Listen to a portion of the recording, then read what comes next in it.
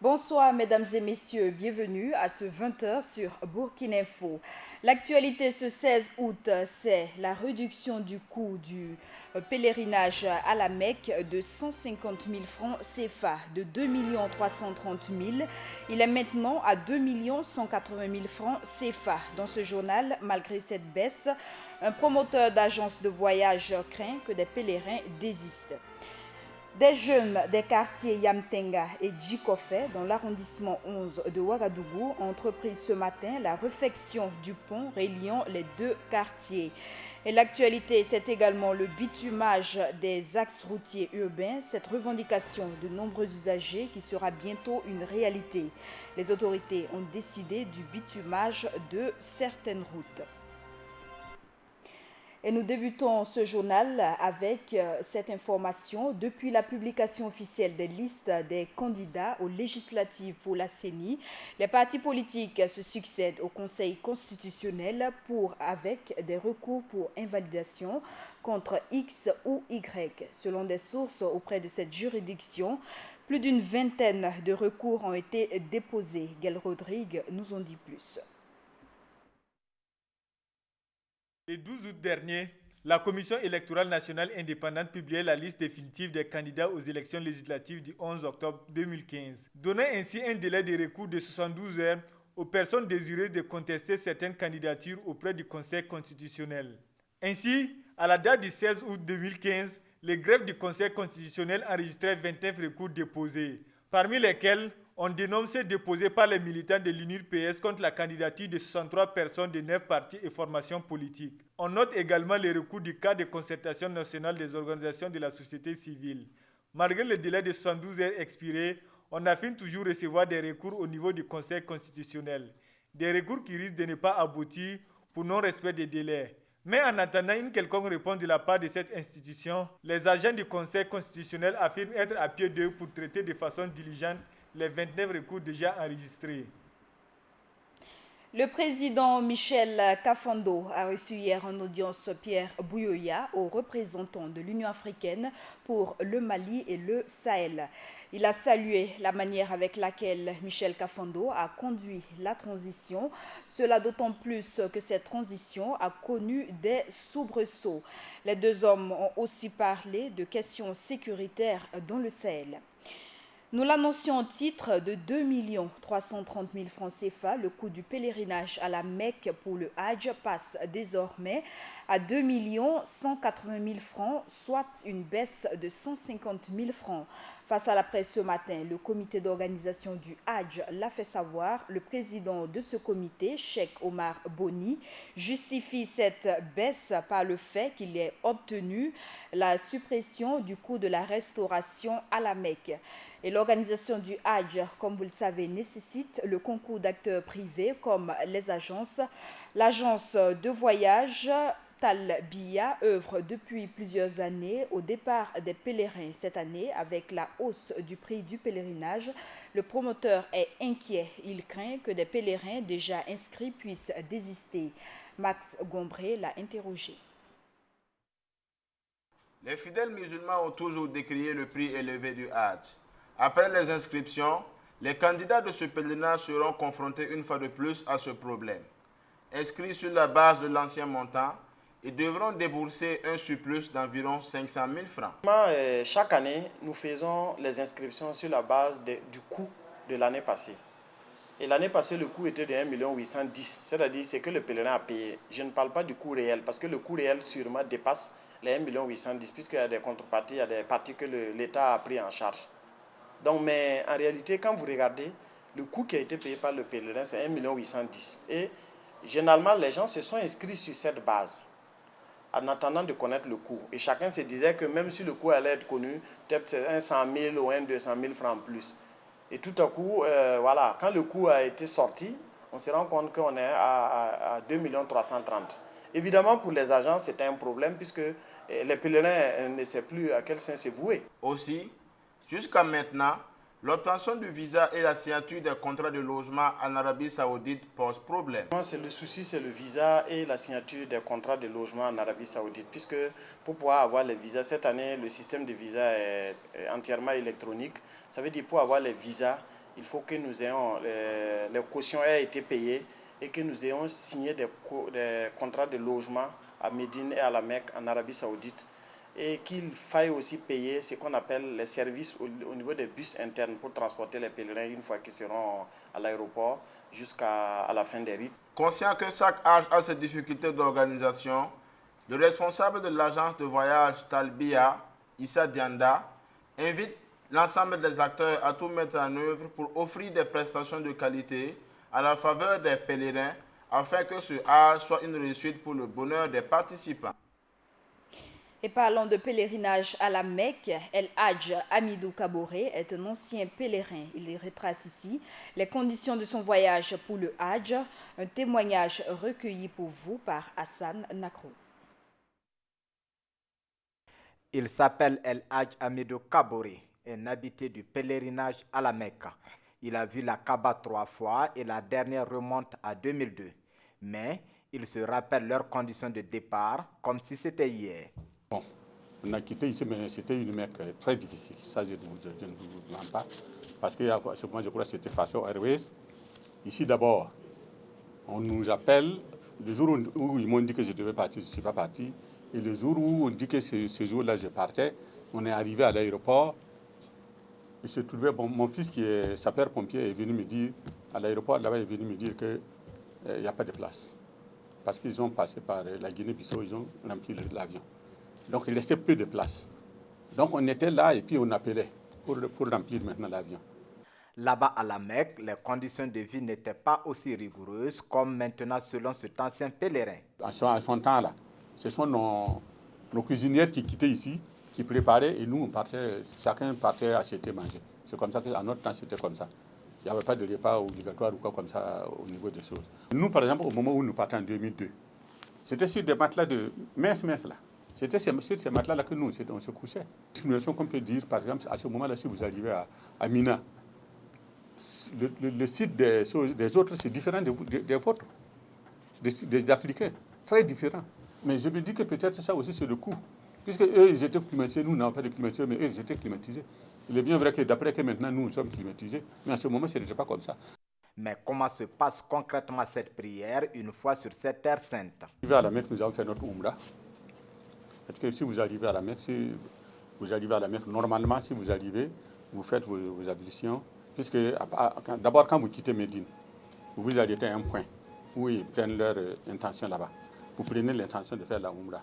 Donc vous arrivez à la Mecque, vous partez faire votre Umrah. Votre Umrah, vous faites le tour de la Kaaba 7 fois, vous partez faire Safa et Marwa 7 fois, et bien vous prenez un peu, vous pouvez enlever vos cheveux ou bien raser, puisqu'il y a le pèlerinage lui-même qui arrive. Soit vous lavez et après ça, vous partez maintenant, si vous avez fait seulement la Umrah, vous arrivez à la maison, vous faites votre chose, vous pouvez vous déshabiller et vous rhabiller comme il faut, en attendant maintenant le jour où vous allez partir à Mina. Ce jour-là encore, vous reprenez l'intention pour le Hajj et vous remettez vos habits de Hajj qu'on appelle Amri ou quoi, je ne me rappelle plus. C'est 2 pailles, vous attachez et puis les femmes, elles n'ont pas de problème parce qu'elles ne changent pas. Aujourd'hui, force est de reconnaître que les données ont changé avec l'introduction du système numérique et la mise en place obligatoire du service restauration administré par les prestataires des restaurants de l'Arabie Saoudite. Vous ne le savez peut-être pas, mais la fonction publique du Burkina Faso compte plus de 35% de femmes contre plus de 65% d'hommes. Vendredi, le gouvernement a adopté un rapport relatif à la 6e édition de la conférence annuelle de gestion des ressources humaines des ministères et institutions. Il est ressorti qu'à la date du 31 décembre 2014, les institutions et ministères totalisent en effet plus de 35% de femmes contre plus de 65% d'hommes. Afin de rendre plus accessibles les quartiers Yamtenga et Djikofé dans l'arrondissement 11 en cette saison pluvieuse, des jeunes ont décidé de se mettre au travail. Mobilisés autour de l'association Aide pour tous, ils ont travaillé ce matin à la réfection du pont reliant les 2 quartiers. Gaël Rodrigue, reportage. Des jeunes transportant des brouettes remplies de sable par-ci, D'autres un peu plus loin avec des pelles mélangent le ciment avec les sables. Nous sommes au quartier Yamtenga où les jeunes de l'association Aide pour tous se sont mobilisés pour la réfection du pont qui relie ces quartiers à Djikofe. Ce au regard du calvaire que subissent les riverains en cette période hivernale. Premièrement, c'est comme vous voyez tous les lits du bas-fond qui est carrément dégradé et que quand il pleut, la population n'a pas accès à leur maison, à leur concession. Qu'est-ce qu'il faut faire? Après une forte pluie, les gens sont obligés de chercher ceux qui connaissent nager pour venir faire sortir les femmes et les enfants. Bon, quelques autres ont pu profiter pour s'enrichir, mais d'autres aussi, pendant que certains se réjouissent, il y a d'autres aussi qui pleurent. Donc pour résoudre cette situation, on a essayé de réunir la population pour encore de nouveau travailler de manière à arranger tout ce passage-là pour que les gens puissent passer, même quelle qu'en soit la pluie qui aurait dû tomber. Kipsa Ouedraogo est l'initiateur de l'activité. Il nous donne les raisons qui l'ont amené à soutenir cette activité. Vous savez, je suis de l'arrondissement. Dans le cadre de nos activités, on est appelé à parcourir les secteurs, les zones. Et c'est lors d'une AG où tous les intervenants ont posé le problème du passage pour rejoindre la ville. Presque tous les intervenants ont posé ce problème. Alors, une association de la zone a initié une opération pour réhabiliter le pont. Et j'ai sauté sur l'occasion pour dire, ben voilà une occasion de soutenir ceux-là qui sont en difficulté. Et ceux de Djikofe en particulier, mais de façon générale, tout ce qui se passe dans l'arrondissement nous intéresse. Et nous interviendrons partout à la mesure de nos moyens. Et le président de l'association Aide pour tous d'inviter les usagers de ces ponts à éviter les pratiques qui pourraient dégrader les joyaux. Nous invitons toute la population à travailler avec nous afin de pouvoir garder ce pont que nous avons essayé de faire pour le bien de tous. Nous invitons également les charités qui creusent le trou à bien vouloir vraiment arrêter de faire cette activité qui, soi-disant, est une rentabilité, mais pour nous, est une destruction, si on peut le dire. Et nous invitons tous ceux qui peuvent et veulent le bien-être de la population à venir avec nous pour qu'ensemble nous puissions travailler. L'association Aide pour tous, créée en 2012, entend œuvrer pour le bien-être de la population. Et très bientôt, des axes routiers urbains non bitumés seront réaménagés foi du gouvernement. Une mesure qui devrait réjouir de nombreux usagers vu l'état de ces routes. Bien avant cette décision, les autorités burkinabées ont bitumé certains axes non pratiqués. Un budget qui aurait pu servir au bitumage d'axes beaucoup plus fréquentés. Le constat est de Viviane Bama. Ouagadougou, avec presque 3 millions d'habitants, est une ville qui connaît une démographie galopante et nécessitant un minimum d'infrastructures à la hauteur de son développement. De celles-ci sont les routes urbaines qui relient les différents secteurs de la capitale. L'avenue Nawamba, qui croise celle de Charles de Gaulle et passant derrière l'université de Ouagadougou, ou encore celle passant derrière le Scholastica Saint-Camille, sont des voies dont l'utilité n'est plus à démontrer. Le bitumage de ces voies a effectivement rendu plus fluide la circulation dans la zone en donnant aux usagers la possibilité d'en emprunter plusieurs et d'éviter les embouteillages. Mais on est en droit de se poser des questions lorsqu'on constate que dans la même ville, des voies quasiment non empruntées sont bitumées au détriment d'autres. Ouaga 2000, nous sommes sur la voie perpendiculaire à l'avenue Muammar Kadhafi, à quelques mètres du palais présidentiel de Kossiam. Ici, à part quelques rares usagers, cette voie bitumée devient un lieu de transit pour les animaux et les cyclistes. Une voie de plusieurs kilomètres en voie d'être électrifiée et bitumée à coups de milliards il y a de cela quelque temps. Mais déjà, l'état du goudron laisse à désirer. Paradoxalement, on retrouve dans la même ville une multitude de rues régulièrement empruntées, mais qui restent non bitumées, comme sur l'avenue Gourmet, une voie bitumée qui se termine juste derrière la pédiatrie Charles de Gaulle. Pourtant, la voie continue bien au loin, menant jusqu'au cimetière de Taptenga. Taptenga, justement, une autre voie passant devant la zone non lotie, et qui va directement à la commune rurale de Saba est très empruntée. Elle reste pourtant non bitumée. Un constat qui suscite une question. L'État burkinabé se soucie-t-il du sort de ces populations pour qui emprunter certaines voies est synonyme de parcours de combattants, ou faut-il résider dans une zone de haut standing pour bénéficier d'infrastructures routières? Et dans le quartier populaire de Karpala également, les populations sont dans l'attente du bitumage de certaines voies très fréquentées. Des voies couvertes de latérite qui rendent l'accès de ces zones difficile. Max Gombré pour le constat. Poussière, des nids de poules, des ralentisseurs placés de façon anarchique. C'est à cette réalité que les usagers font face lorsqu'ils côtoient certaines voies dans la ville de Ouagadougou. Et pour cause, les voies non bitumées. Dans l'arrondissement 11, précisément dans le quartier Karpala, le constat est sans équivoque. Un problème quotidien, chaque jour on éprouve vraiment de la peine à circuler. Il y a la poussière, il y a les nids de poules et il y a aussi l'insécurité parce qu'un peu partout on a fait ce qu'on appelle communément les gendarmes couchés. Et je dois avouer sincèrement que on a assisté maintes fois à des accidents, des gens qui sont tombés parce que voilà, il y avait des trous, bien, il y avait des gendarmes couchés qu'on a fait un peu partout en désordre sur la voie. Et au-delà de tout ça, il y a la poussière qui est source de maladies. Bon, la voirie là, franchement, à Karpala, c'est pas facile. Vous voyez, ça là, c'est la voie la plus praticable qui est là. C'est la voie la plus praticable. Parce que si vous partez à l'arrière, à plus de 5 km, il y a toujours des habitations. Donc les gens y vont. Le quartier est vraiment vaste, mais il n'y a pas de voirie. Tu arranges ta moto aujourd'hui, demain tu as des problèmes. Si vous partez en arrière, c'est la désolation. On ne peut même pas passer.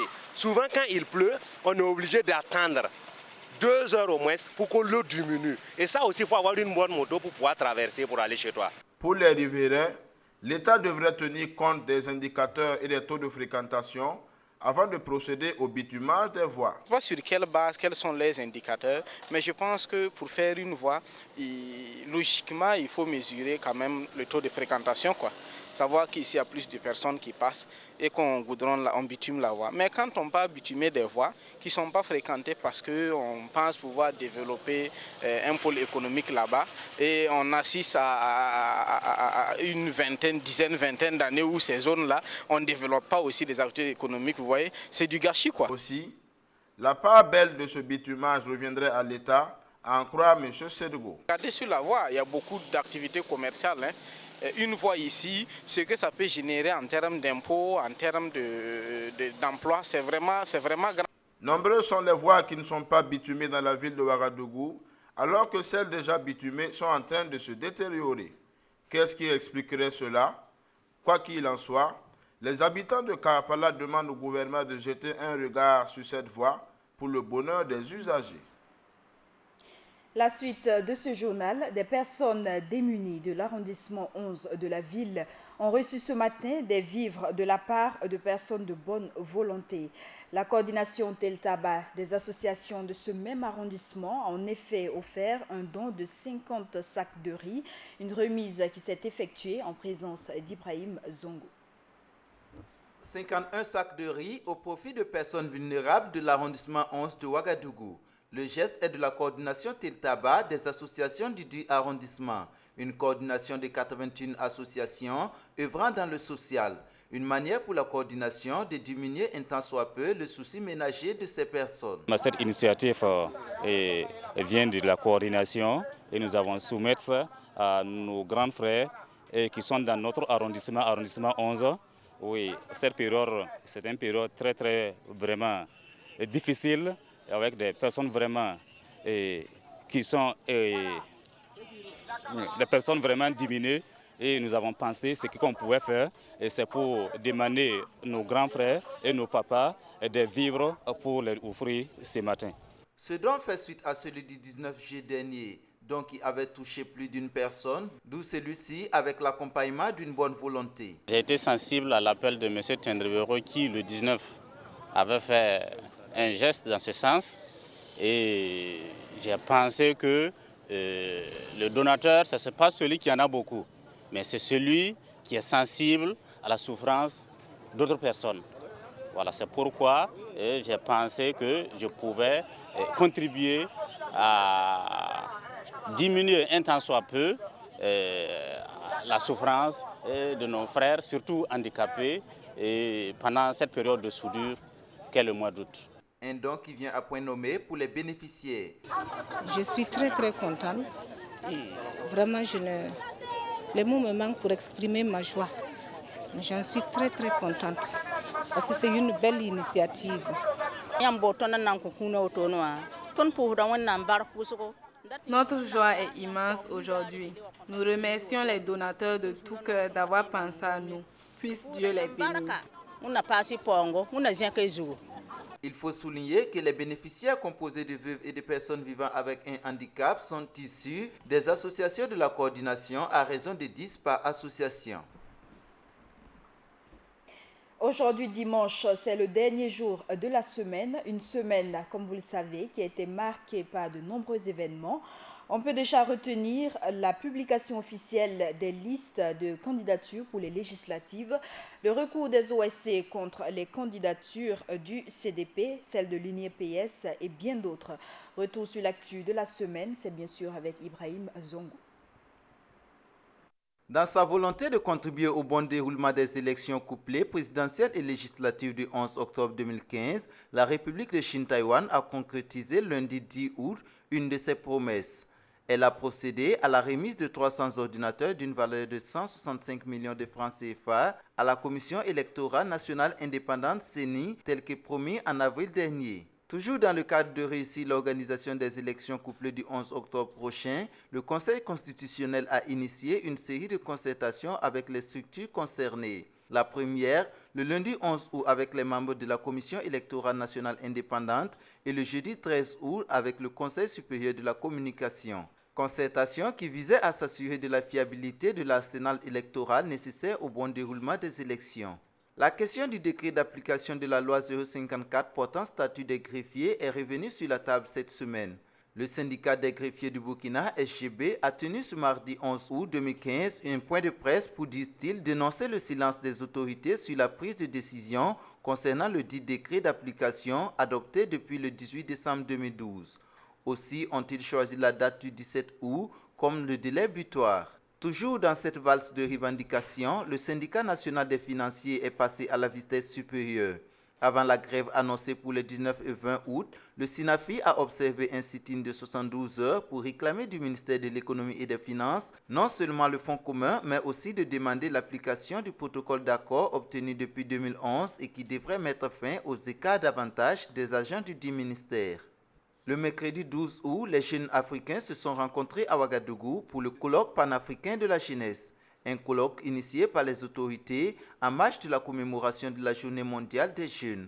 Avec les jeunes, oui, mais sans les jeunes, attention, c'est par ce thème que le président du Faso, Michel Kafando, a justifié le bien fondé de ce colloque.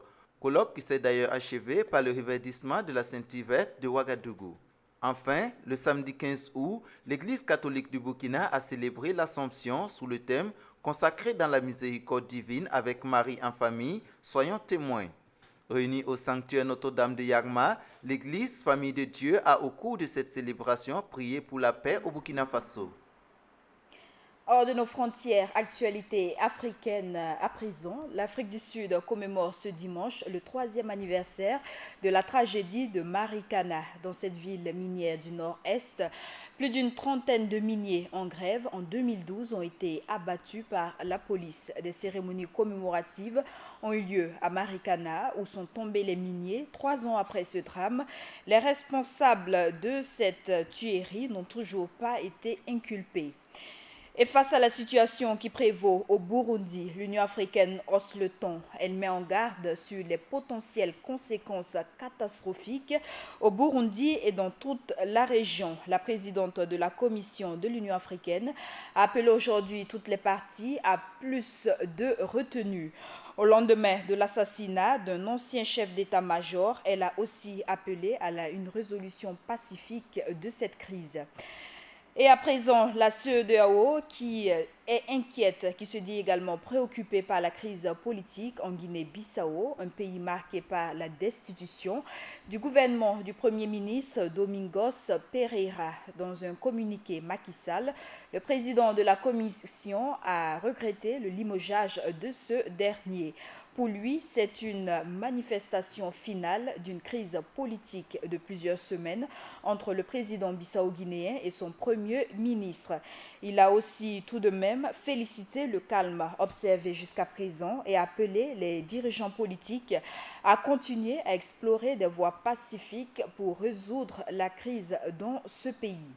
Et c'est cette information qui met fin à ce journal. Merci à vous qui l'avez suivi. Très bonne suite de nos programmes.